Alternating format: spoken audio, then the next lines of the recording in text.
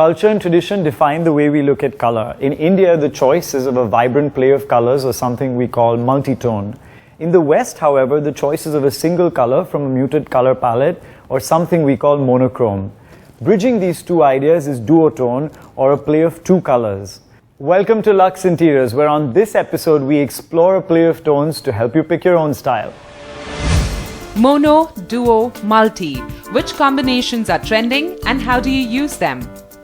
You can vary the tones in one color by using different materials, the same color by using materials of different kind in the same color, by using textures of different kind in the same color. The ideal dual tone for me is black and white, but one can also play around with greys and blues, greys and yellows. Indigo is a beautiful color. It's a natural color and it's best teamed with ivory. I keep in mind what is the most important decor object or piece or color which is there in that room. So for example, in my living room, I think the carpet is the most important because it's a beautiful tones of white and brown and grey. So taking off from that, then I would kind of work with the colors in the room. On the show, step into 3 houses where the tone play is radically apart. We introduce you to the power of black through these accessories, and Saket helps a lucky viewer get her dream home. Let's start by exploring duotone. In a world that's bombarded with color, black and white offers such a purest release.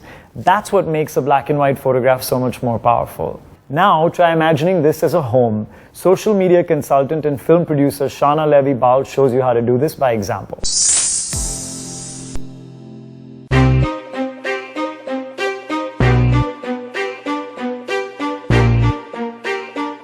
Shaana Levy Bahl and her husband Yuraz live in this Mumbai apartment designed by Shaana's interior designer mother Sheila Levy.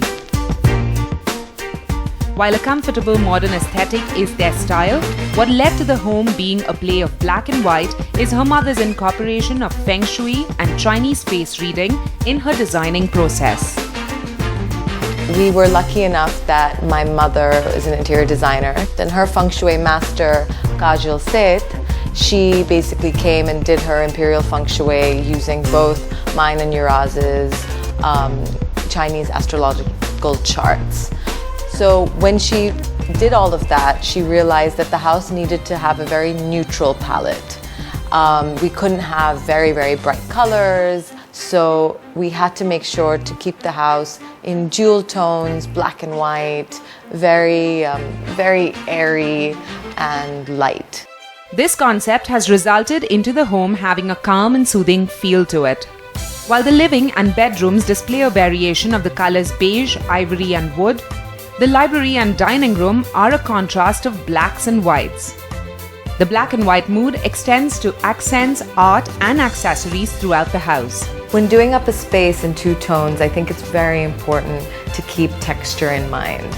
And even within those 2 tones, use variation of tones. So you can see in this space that there are many shades of ivory, there are many shades of cream, there are many different textures of wood. So my mother has worked with cushions and prints, as well as bringing in a carpet that has all the jewel tones in it, but in a way that breaks it up.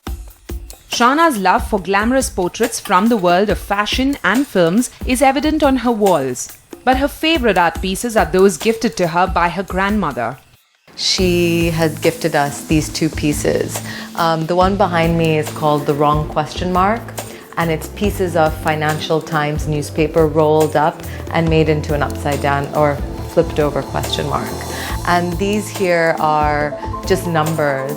And again, it's rolled up magazines and newspapers that are then stuck onto vacuum bags. While the living room emanates serenity with beiges and browns, the adjoining library is made more energetic with the stark contrast of black and white. What adds to its eye-catching look are the geometric patterns right from the striped seat to the entwined C-shaped design on the carpet. The white day bed with black and white cushions thrown on it makes for a perfect spot to sit back, relax, and enjoy a good book.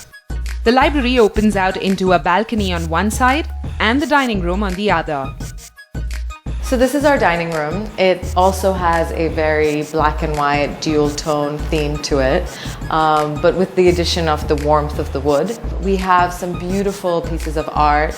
My two favorites actually are the two tribal women by Rohit Chawla. And we also have the continuation of the black and white stripes that are on the chairs and the benches. The flair and the drama to the dining room is with the chandelier. It's a Good Earth piece that I saw, I think maybe like 7-8 years ago, and I didn't have a space for it, but I was like, I need it. So I'm glad I could finally put it up. Like the living room, the bedroom has been designed to calm with its neutral tones of browns, beiges, and whites. What gives the colors depth and texture are the Bottega weave of the headboard, the matchbox-sized picture collages of famous people on the walls, and of course the layering of curtains in beige and white. Unlike most Mumbai apartments, balconies are a regular feature here that have helped open the home to nature while expanding the space.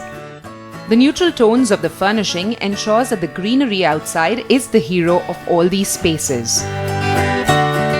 One of our favorite things to do is sit out with a book or a cup of tea and just read in the afternoon, and luckily we get to hear some birds, and it's just a very relaxing space. A lot of people ask, don't you miss color in your house, and doesn't it get boring or monotonous? And I honestly have to say I don't. I think that a neutral palette, you can still have so much fun with it.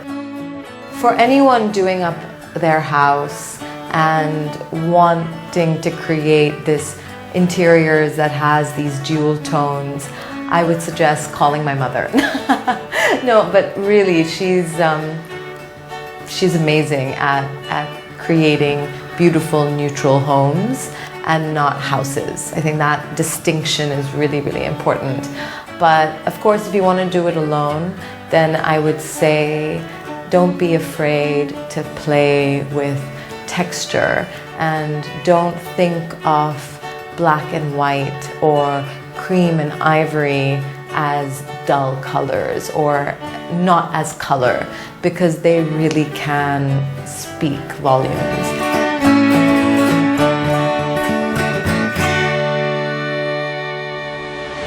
How much black is too much? Like in Shaana's space, you can canvas the entire area with a lighter shade and go darker with the accents.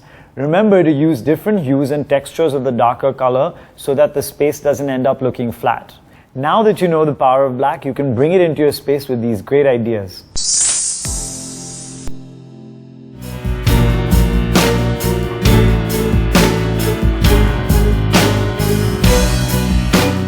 Let's start with what you can cover your walls with. Leather wall panels are one way to bring distinction to a space.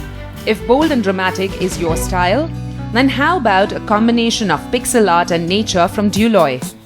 These 3D leather tiles in metallic silver are inspired from roses, and the geometric shape is what makes them cutting edge. Juxtaposed against flat black leather tiles, it's the perfect canvas for a high glam setting. And if you have an eye for details in design, this wallpaper from Splendor has an oversized paisley pattern very intricately printed in black ink on a mustard yellow background. From surfaces, let's move on to furniture. The queen of the house must have her throne, and this chair from Casa Paradox could easily be it. It has a teak wood frame and has been upholstered in rich black velvet. The seat back has detailed griffin embroidery with crystal accents that transform what could have been a plain chair to a coveted one.